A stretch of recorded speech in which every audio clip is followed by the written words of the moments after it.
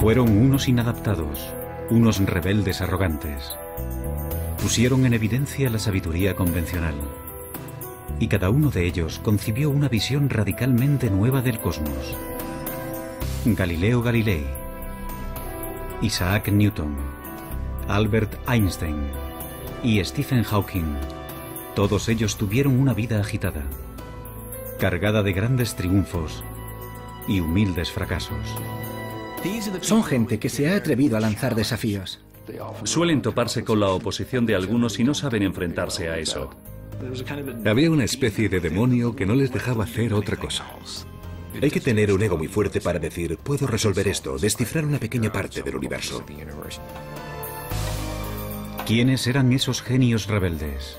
¿Y qué secretos escondían sus mentes para permitirles concebir lo inconcebible y poner de manifiesto la belleza y singularidad del universo?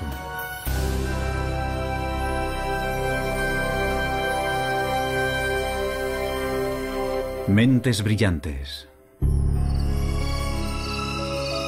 Los secretos del cosmos. En la Europa del siglo XVI existe una certeza que las generaciones posteriores no podrán más que envidiar. Todo el mundo sabe que la Tierra es el centro del universo. Pero esa visión tan alentadora de nuestro mundo se está empezando a resquebrajar. Y uno de los principales causantes de ello es el autoproclamado genio Galileo Galilei. Galileo era un hombre engreído que tenía su carácter. Esa clase de persona que tiene amigos muy íntimos y muchos enemigos. Tenía un ingenio muy agudo, una mente privilegiada, y eso le permitió examinar algunos de los misterios más recónditos del universo. Ese científico ambicioso, demasiado seguro de sí mismo, le dará un vuelco al mundo, aunque pagará un precio muy alto por ello.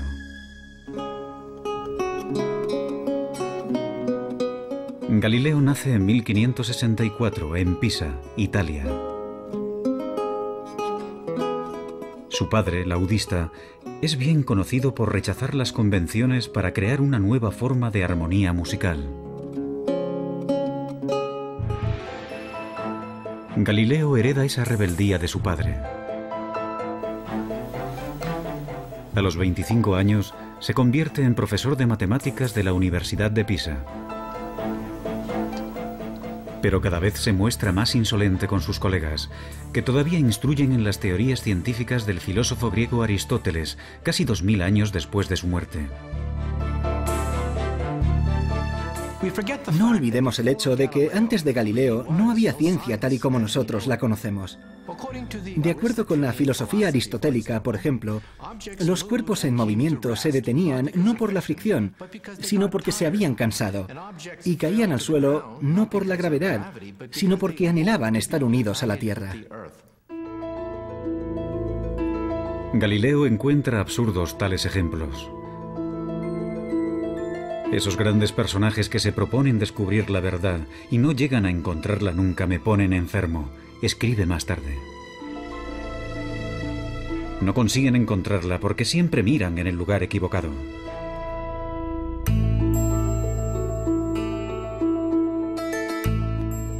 Galileo está a punto de frustrar una creencia milenaria. La intuición le dice que los cuerpos no se mueven por deseos, sino por leyes matemáticas que subyacen al movimiento. Y da un paso más allá que resulta impensable. Intenta descubrirlas por medio de experimentos, algo que poca gente había hecho antes. Comienza estudiando la caída de los cuerpos. A continuación, el físico Stephen Hawking.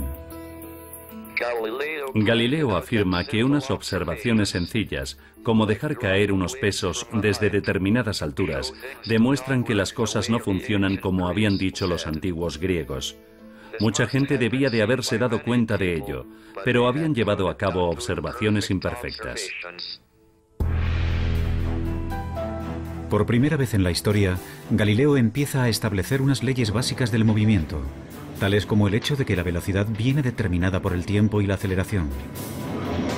Una de las genialidades de Galileo consistió en reducir la aceleración de la gravedad. Se fabricó un plano inclinado para dejar caer por él una bola. De esa manera se podía observar claramente cómo un cuerpo coge velocidad a medida que desciende.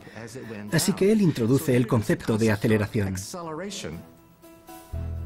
A nosotros nos parece muy obvio y lógico, pero supuso un avance matemático clave, entender el movimiento en esos términos. Por ser el primero en utilizar experimentos, más tarde Albert Einstein lo llamaría el padre de la física moderna. Galileo abrirá el camino que después seguirán Newton y Einstein. La búsqueda de las leyes matemáticas que se esconden tras cualquier movimiento. Pero sus avances son lentos. No se publicarán hasta el final de su vida.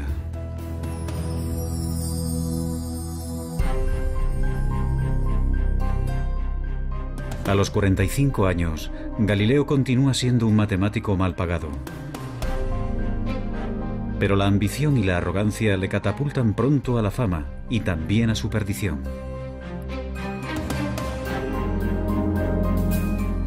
En 1609, Galileo oye hablar de un catalejo, un aparato como de juguete que hace que los objetos distantes parezcan cercanos.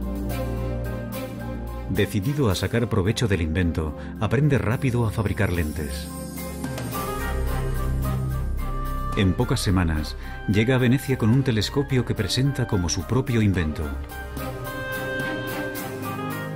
Impresiona de tal forma a la marina veneciana que sus superiores le doblan el salario. Galileo no se molestó en decirles que aquel instrumento ya se estaba presentando y vendiendo en muchos otros lugares.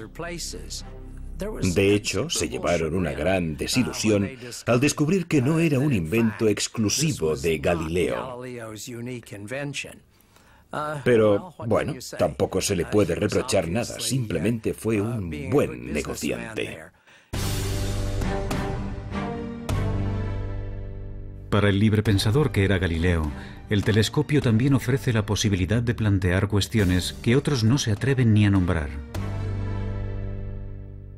60 años atrás, el astrónomo Copérnico había propuesto la idea radical de que la Tierra gira alrededor del Sol. Pero Copérnico contaba con escasas pruebas para su teoría. Una teoría que contradice pasajes de la Biblia. En la época de la Inquisición, tales especulaciones se consideran herejía.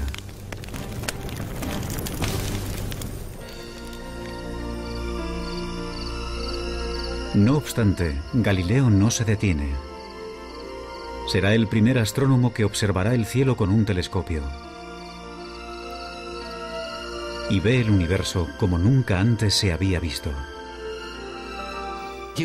Se siente fascinado por el hecho de que el telescopio pueda abrir mundos totalmente nuevos. Realiza dibujos y diagramas con la sensación de que no lo hace lo suficientemente rápido.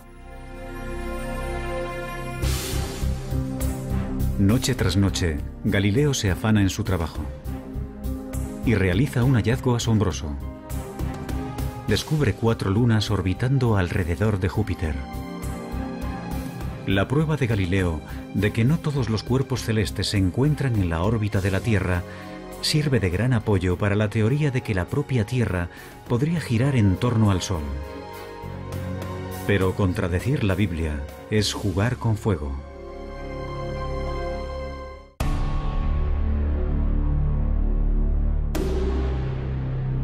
Galileo se muestra impaciente ante aquellos que ponen en duda sus nuevas teorías. Él ha visto el universo de una manera nueva, con sus propios ojos. ¿Cómo puedo hacer esto sin que suponga una pérdida de tiempo?, escribe, cuando esos peripatéticos a los que hay que convencer se muestran incapaces de seguir el más simple y fácil de los argumentos. Galileo utilizaba su ingenio mordaz para atacar a la gente, y eso no le proporcionó muchos amigos. En 1615, a los 51 años, Galileo acude a Roma para exponer su caso. Y puede que ese fuera su mayor error. La Iglesia le ordena dejar de dar lecciones sobre que la Tierra gira alrededor del Sol. Pero Galileo vuelve a tentar a la suerte.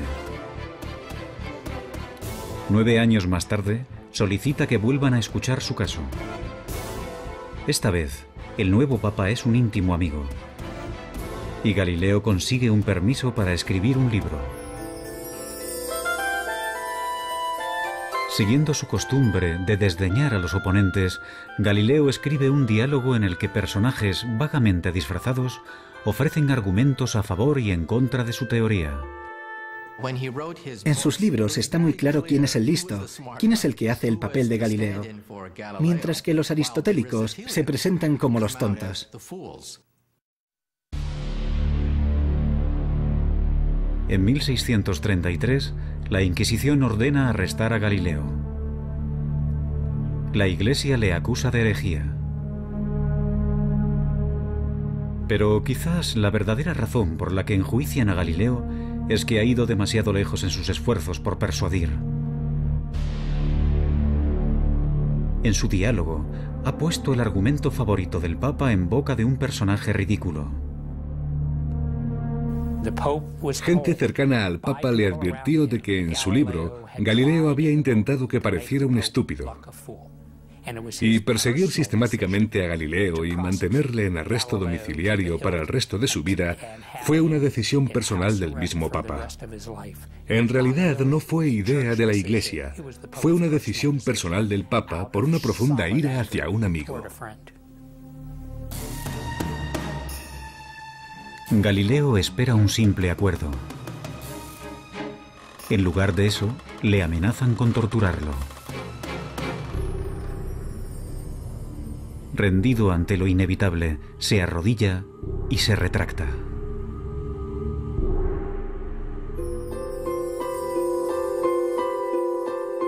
Durante sus últimos 8 años de vida, Galileo vivirá bajo arresto domiciliario. Es un hombre destrozado. Su defensa de que la Tierra gira alrededor del Sol le hará eminentemente famoso.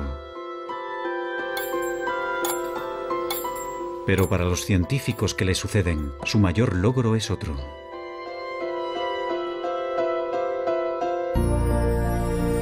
En sus últimos años de vida, escribe un libro con el que completa el trabajo iniciado de joven. En él, demuestra que es posible utilizar las matemáticas para analizar el movimiento.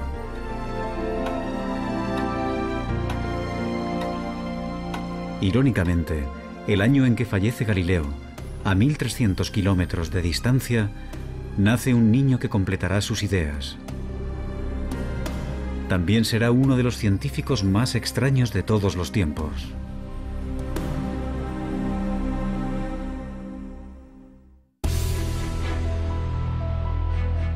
Seguramente no ha habido ningún otro científico que haya trabajado tan duro, sin reparar en comer, dormir o relacionarse con otros, como Isaac Newton.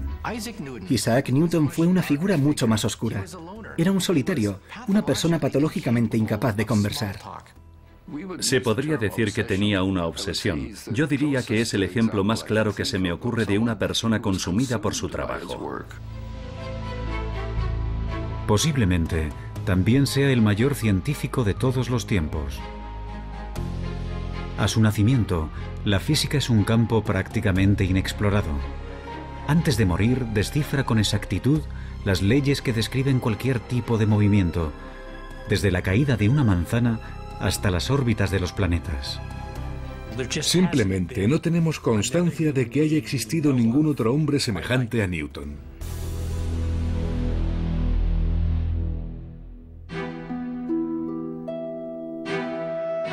En 1642, Isaac Newton nace en un pueblo remoto de Inglaterra. La suya será una infancia desdichada. Su padre muere antes de su nacimiento, y con tan solo 3 años, su madre lo envía a vivir con una abuela severa y puritana. Cuando su madre se volvió a casar y lo dejó con su abuela, Newton se sintió traicionado y solo, y yo creo que nunca superó aquello. Más tarde escribirá que, entre sus pecados de la infancia, se incluye amenazar con quemar a su madre y a su padrastro en la casa de estos.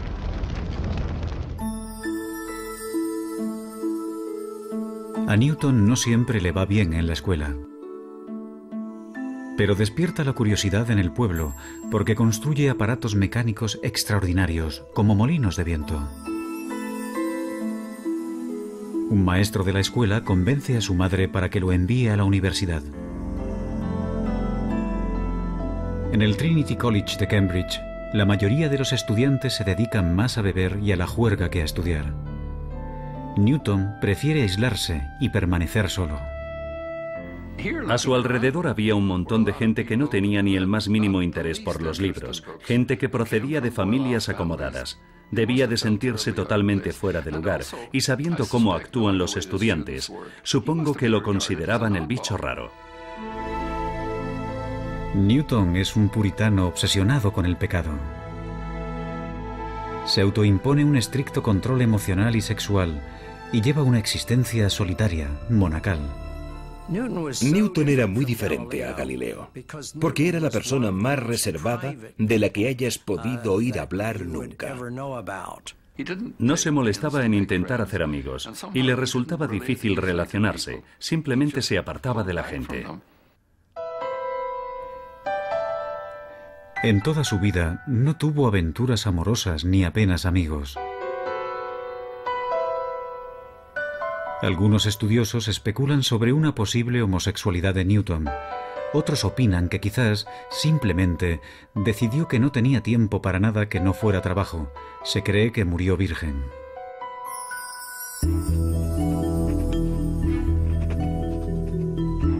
En la facultad, Newton dedica toda su pasión a los estudios. Como a Galileo, las matemáticas le fascinan. Adquiere un nivel avanzado en esta ciencia por su cuenta. Y después comienza a crear unas matemáticas nuevas para analizar el movimiento. Es él quien inventa el cálculo. Newton se siente fascinado por la manera en que el Sol sale y se pone, formando un arco completo. Una de las observaciones más brillantes de Newton fue el hecho de que cuando los cuerpos se mueven, su trayectoria se puede ver poco a poco, gradualmente, con un desplazamiento minúsculo de manera progresiva. Y cuando haces confluir este movimiento, obtienes espirales preciosas, obtienes elipses, círculos. Y no olvidemos que, al escribir sus notas, Isaac Newton estaba creando el cálculo al mismo ritmo al que lo aprenden los estudiantes universitarios de primer año. Si lo hubiera compartido con alguien, habría obtenido el reconocimiento de ser el mayor matemático de Europa. Pero Newton guarda sus descubrimientos para sí mismo. Prefiere trabajar en los detalles él solo.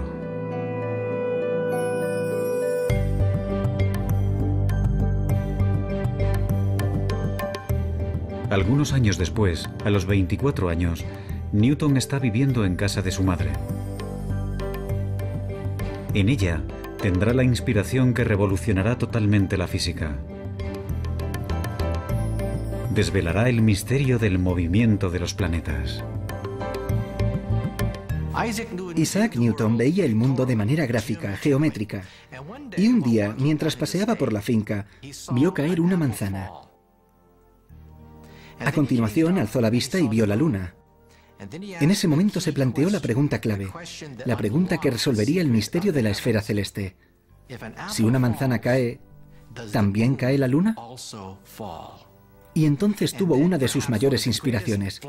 Se dio cuenta de que la gravedad, de la misma manera que atrae una manzana y hace que ésta caiga sobre la Tierra, podría ser la misma fuerza que atrajera la luna, esa luna que hay en el cielo, y que la hiciera caer dando vueltas sobre la Tierra. Mientras que Galileo empezó a estudiar cómo la gravedad actúa sobre la Tierra, Newton es el primero en darse cuenta de que esa gravedad también mueve los planetas y los astros. Eso supuso un cambio revolucionario. Básicamente, Newton demostró que las leyes que rigen los cielos son las mismas que las de aquí abajo, en la Tierra. Pero cuando intenta descifrar los detalles, unos problemas matemáticos muy complejos se interponen en su camino y mantendrá en secreto su gran descubrimiento durante casi 20 años.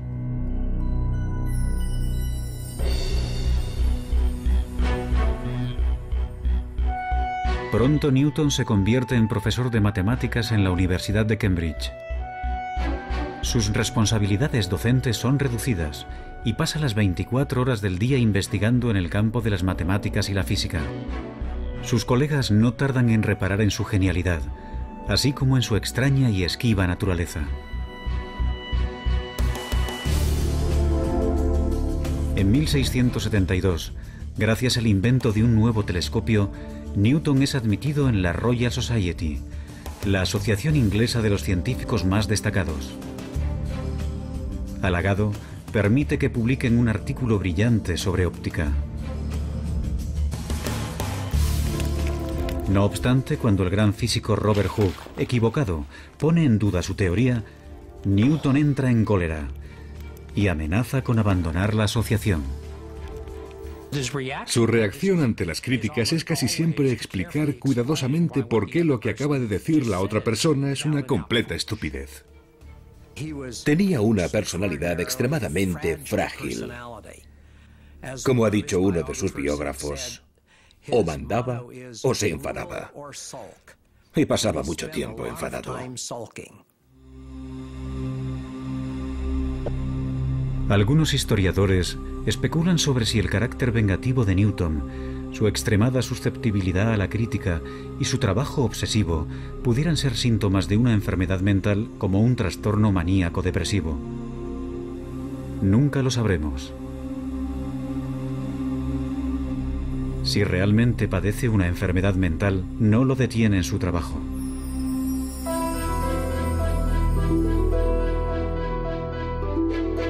A los 42 años, le piden que resuelva un problema que mantiene desconcertados a los mejores físicos de Inglaterra. ¿Cómo describir matemáticamente la órbita de los planetas alrededor del Sol? Invadido por la inspiración, Newton se encierra en su cuarto y comienza a trabajar en su gran obra maestra. Como a Galileo, le guía una fuerte intuición. Ahora se dispone a descifrar matemáticamente las leyes de la gravedad, una tarea que había iniciado en años anteriores. Durante casi 2 años, no se comunica apenas con nadie. El único ejercicio que realiza es pasearse por la habitación. Dormía muy poco y se pasaba 18, 20 horas al día trabajando. Se saltaba las comidas. Solo escribía. Tenía el poder de sentarse en la silla y no distraerse, concentrarse, obsesionarse con un problema durante años, sin parar, hasta que lo resolvía. Al final, Newton reaparece con una obra maestra que transformará el mundo, Los Principia. Puesto que es un simplista inquebrantable, Newton se centra en los fundamentos básicos. Desvela cómo la masa interactúa con la fuerza, la inercia y la aceleración.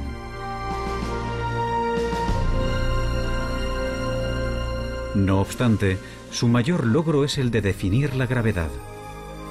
Es el primero que habla de esta como una fuerza que actúa a una distancia. Y consiguiendo avances matemáticos increíbles, Newton establece las leyes precisas que determinan el movimiento de todos los cuerpos. Los Principia de Newton, publicados en 1687, supusieron una revolución científica. En la obra, Newton dio la primera descripción precisa de las leyes que rigen el movimiento de los cuerpos, desde unas balas de cañón a los planetas. Si se miran los Principia y el número de problemas matemáticos resueltos en esa obra, y pensando que la escribió en un periodo de 18 meses, queda claro que no se trata de un ser humano normal en ninguna de sus acepciones. Newton ha completado la búsqueda de Galileo para describir matemáticamente el movimiento.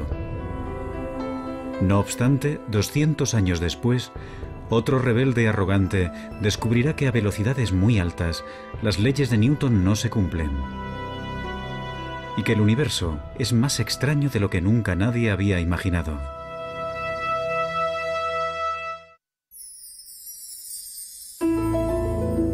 A los 16 años, Albert Einstein se plantea una pregunta muy simple. ¿Qué pasaría si corriera a la velocidad de una onda de luz? ¿La luz parecería estar quieta? Cuando vuelve a centrar su atención en esa imagen, menos de 10 años después, revoluciona nuestra concepción del espacio-tiempo. Le encantaba imaginar mundos que no existían. Y ese era su poder, ser capaz de ver físicamente en una imagen cosas que los demás no podían ver. El hombre que hace esos avances tan importantes es un catedrático distraído, un gran enamorado de la humanidad de ojos brillantes. Pero también es egoísta. Ha tenido 2 fracasos matrimoniales y confiesa de sí mismo ser un desastre en la esfera emocional.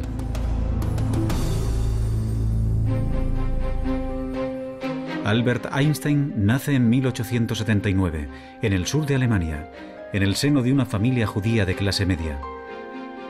De niño, es callado e introvertido. Sus padres empezaron a pensar que quizás era retrasado, porque tardó mucho en empezar a hablar. Pero simplemente, según parece, estaba muy ocupado pensando. De pequeño, le fascinan los rompecabezas y los juegos, y muestra una perseverancia notable. A los 9 años, construye una torre de cartas de 14 pisos de altura. Dicen que de niño estaba siempre al helado, así que los demás niños se burlaban de él. Vivía aislado en el mundo de los libros, en el mundo de las ideas.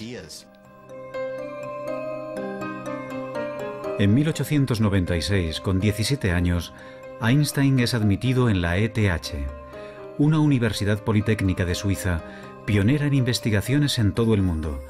Como Galileo, es ingenioso y perspicaz, tiene sentido del humor y también es un rebelde. Einstein ha decidido convertirse en un físico teórico, pero siente que encuentra obstáculos en su camino. Su profesor de física, el señor Weber, no está interesado en las últimas teorías más vanguardistas sobre la luz y la electricidad. Aprueba los exámenes con los apuntes que le deja un amigo y se gradúa con unas notas muy normales. Su comportamiento no ha pasado desapercibido. Solicita algunos puestos de trabajo en universidades y todos se le deniegan. Una vez acabados sus estudios universitarios, Einstein se convirtió en un fracasado en todas las acepciones de la palabra. Su profesor, Weber, profesaba una gran antipatía por el joven Einstein. Le escribió cartas de recomendación que ahora sabemos socavaban sus oportunidades de conseguir cualquier tipo de puesto académico. Incluso antes de comenzar a trabajar de físico, su carrera como tal ya estaba acabada.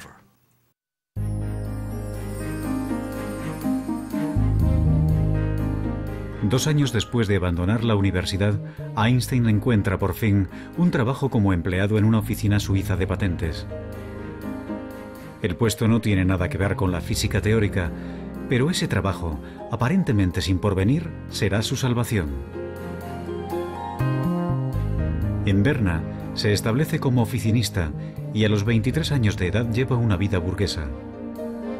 Contrae matrimonio con Mileva Marik, una compañera de la universidad. Afortunadamente, el trabajo no exige demasiado esfuerzo y le permite dedicar tiempo a analizar cuestiones vanguardistas sobre física, tales como la naturaleza de la luz. Otros ya habrían tirado la toalla y habrían abandonado la idea de una carrera como físicos. Parece como si se tratara de alguien que estaba poseído por un demonio intelectual que no le permitía hacer otra cosa. Ahora Einstein vuelve a pensar en aquella sencilla imagen que le vino a la mente por primera vez en el instituto. ¿Qué pasaría si corriera a la velocidad de una onda de luz? Tanto Isaac Newton como Einstein tenían esa asombrosa habilidad para crear imágenes sencillas que hasta un niño podría entender y extraer de ello imágenes que cambiarían nuestra visión del universo. Según Newton, la velocidad de un rayo de luz debería mostrarse más lenta que alguien corriendo a su lado. No obstante, la luz no parece obedecer a las leyes de Newton. Einstein dice que un rayo de luz se aparta de ti a la velocidad de la luz. Por mucho que corras, nunca lograrás alcanzarlo. Por mucho que aceleres, aunque pises a fondo, el rayo de luz seguirá apartándose de ti a la misma velocidad. ¿Cómo es posible que no se pueda alcanzar un rayo de luz? Ahora, como Galileo y Newton antes que él, Einstein cuestiona implacablemente supuestos que nadie más se atreve a discutir. Si la velocidad de la luz nunca cambia, entonces tiene que haber algo más. Ya lo tenía. El tiempo es relativo, depende de la velocidad a la que te mueves. Y esa idea supuso una auténtica revolución. Einstein ha descubierto que las leyes de Newton solo se cumplen si se aplican a ámbitos de la experiencia cotidiana. Cuando los cuerpos viajan a una velocidad cercana a la de la luz, el sentido común ya no funciona. Las distancias se alargan y el reloj avanza más lentamente. Newton, perdóname, escribe Einstein más tarde. Con tan solo 26 años, desmonta las leyes del movimiento de Newton con su teoría de la relatividad. Con preguntas como las que haría un niño e imágenes sencillas, Einstein cambió la visión del mundo.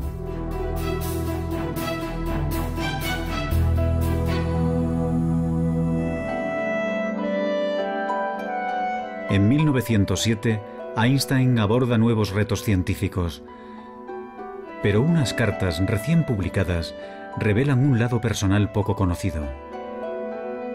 Mientras trabaja en su gran obra maestra, se encierra en sí mismo y sus más allegados sufren.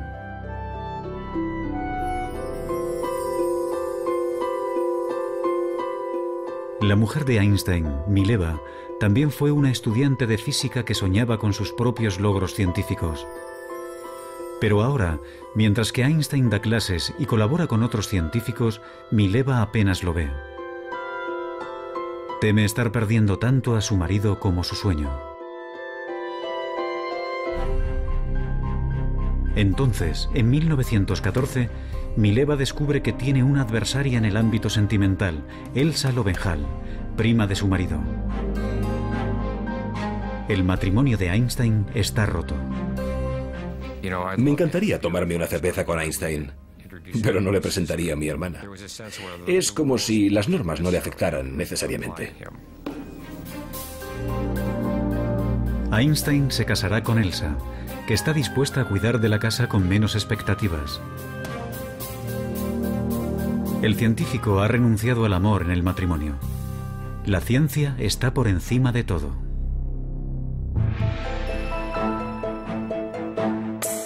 A los 35 años de edad, Einstein está persiguiendo un objetivo que muchos físicos creen imposible. Su intuición le dice que debe de haber una teoría general de la relatividad, que también explique la fuerza de la gravedad. Como Newton, Einstein está obsesionado. Pasa años inmerso en unas matemáticas de una complejidad tremenda. Inseguro de si va por el camino correcto o es una empresa descabellada. Se pasaba años dándole vueltas sin parar a un problema. Se aferraba a él casi como a un perro que no suelta su hueso. Cuando estaba trabajando en la relatividad general, estuvo a punto de padecer una depresión nerviosa. Estaba tan concentrado que llegó a perder una enorme cantidad de peso. Porque no comía, se concentraba en los problemas de la misma manera que lo hacía Isaac Newton.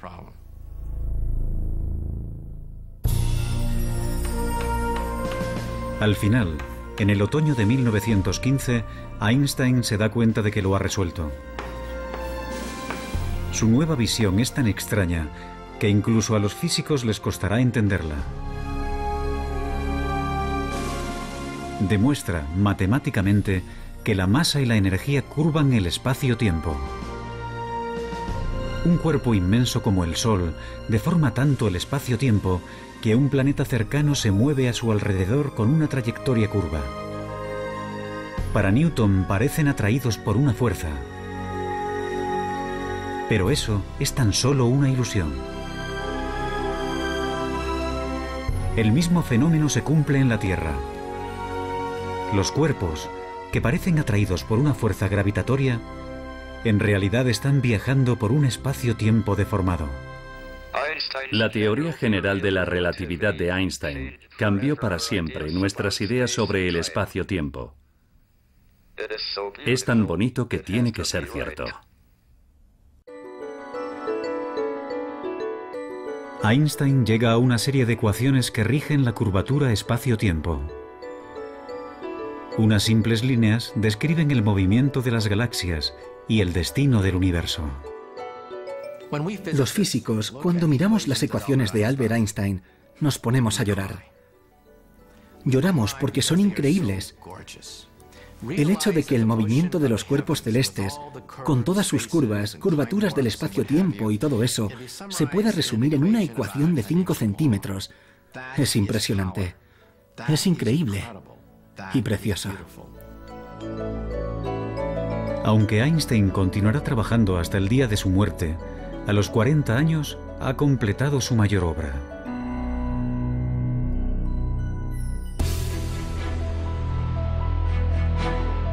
Galileo aplicó las matemáticas al movimiento. Newton perfeccionó esas leyes en el ámbito de la experiencia cotidiana. Pero la búsqueda de Einstein de una teoría más compleja reveló leyes que rigen todo el universo. Actualmente, otro rebelde brillante está intentando encontrar una teoría aún más amplia, una teoría que lo incluya todo.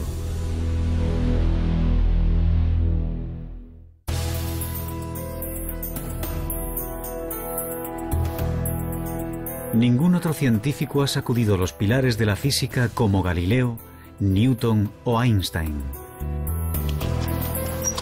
No obstante, entre aquellos que han ampliado las fronteras de la cosmología, se encuentra el que una vez fue un estudiante perezoso, Stephen Hawking. Actualmente, ocupa el mismo puesto de matemático en la Universidad de Cambridge que Isaac Newton. Nací 300 años después de la muerte de Galileo.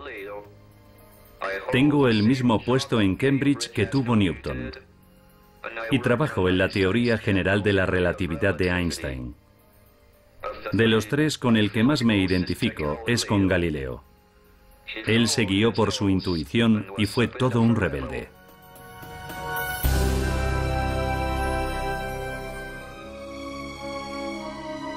Stephen Hawking nace en 1942 en Oxford, Inglaterra. Como Galileo, Newton y Einstein, de niño se siente fascinado por cómo funcionan las cosas. No obstante, en la Universidad de Oxford, Hawking prácticamente no estudia nada. Confía en su extraordinaria facilidad con las matemáticas para ir aprobando. Hawking pasa la mayor parte del tiempo saliendo con amigos y con su equipo de remo. Desde luego, Stephen Hawking no era el tipo de persona que parece tener un destino brillante. En la facultad no era el más aplicado. Él mismo dice que durante toda su etapa como estudiante en Oxford trabajó en total unas 1000 horas, lo cual supone 1 hora al día de media. Hawking se muestra aburrido y apático. Según parece, para él no vale la pena esforzarse por nada.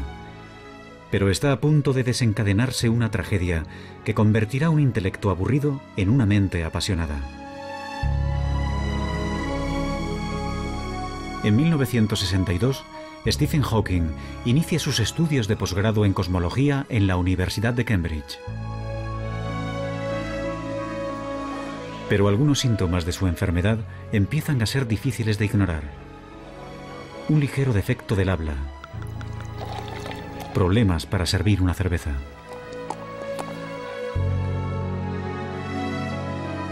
Los médicos le dicen que tiene ELA, esclerosis lateral amiotrófica, comúnmente denominada enfermedad de Lou Gehrig. Las regiones del cerebro que controlan el movimiento se le están atrofiando. Y no tiene cura.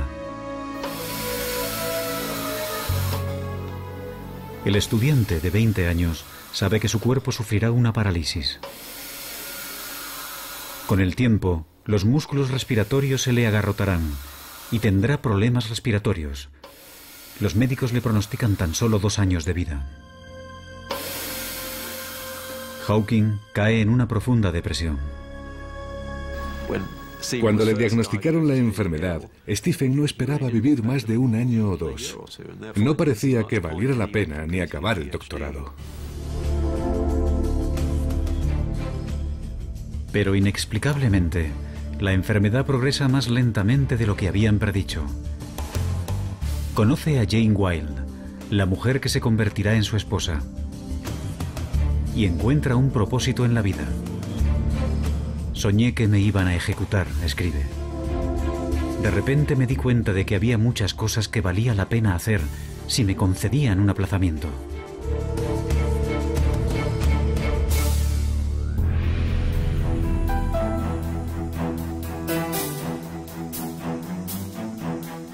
Hawking empieza a trabajar duro por primera vez en su vida. Y para su sorpresa, se da cuenta de que le gusta. A principios de los 70, Stephen Hawking es un reputado cosmólogo. Está postrado en una silla de ruedas. No obstante, se muestra obstinado. Nada le impedirá llevar una vida normal. Tiene hijos y trabaja intensamente. Y está a punto de realizar un gran descubrimiento que desarrollará la teoría de Einstein en una dirección inesperada.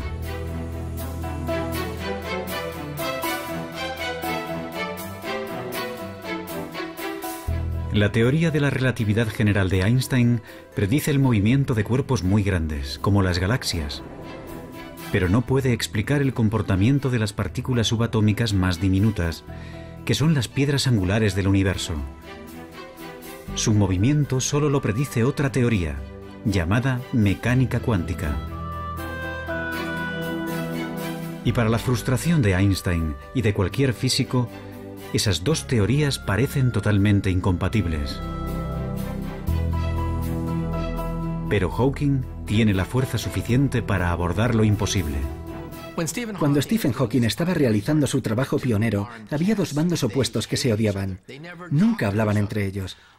Por una parte estaba el bando de los conservadores más acérrimos, los que mantienen la llama de Albert Einstein ardiendo con fuerza.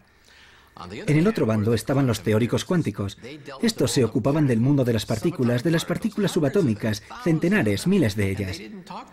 Utilizaban unas matemáticas diferentes, un lenguaje diferente, tenían una visión distinta de la física. Y llega Stephen Hawking diciendo que va a intentar aunar los 2 bandos. Nadie había planteado algo así hasta entonces.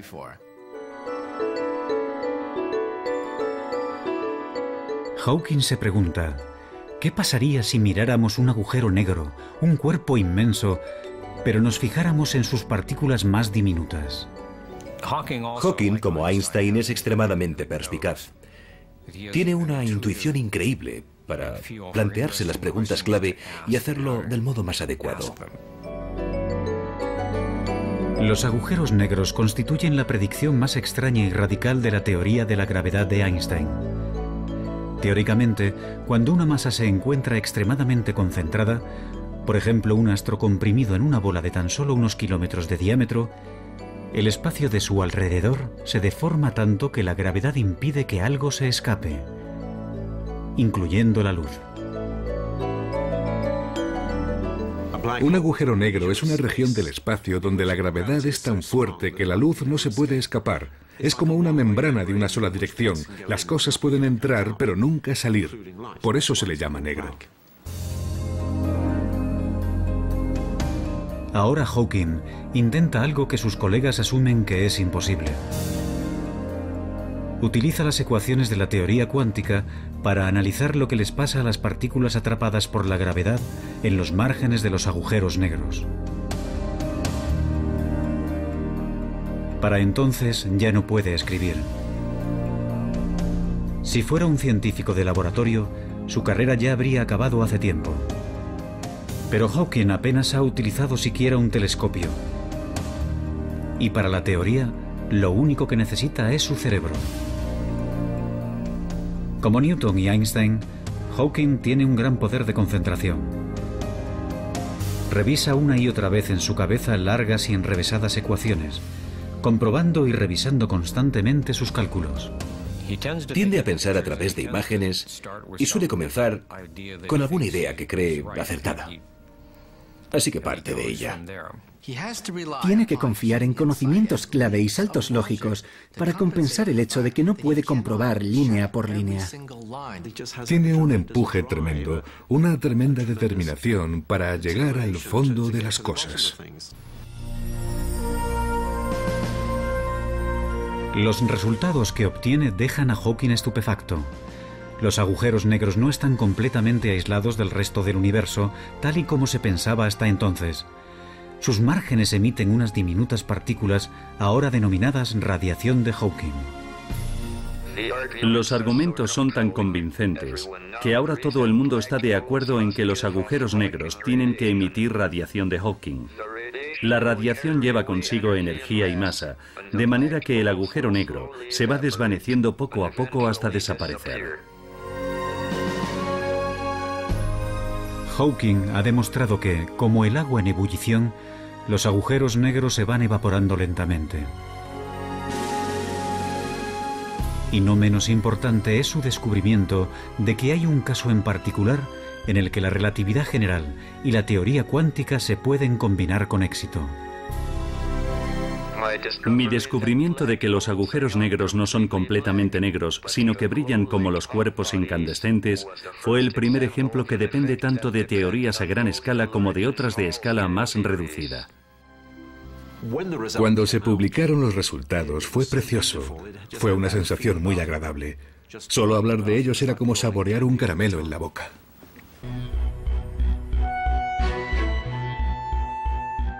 Encontrar una teoría de todo, una teoría que llegue más al fondo de la cuestión, que unifique las ecuaciones de Einstein con la mecánica cuántica, es ahora el santo grial de la física.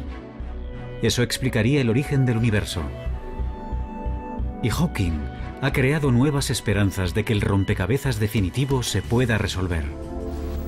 El descubrimiento que hace Hawking sobre la radiación de los agujeros negros ha sido una pieza importante del rompecabezas, aunque todavía no sepamos cómo es el definitivo.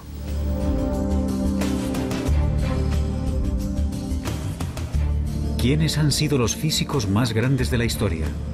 Unos patitos feos, rebeldes y distraídos, consumidos por una profunda intuición y sin temor a cuestionar los supuestos básicos más aceptados por todos.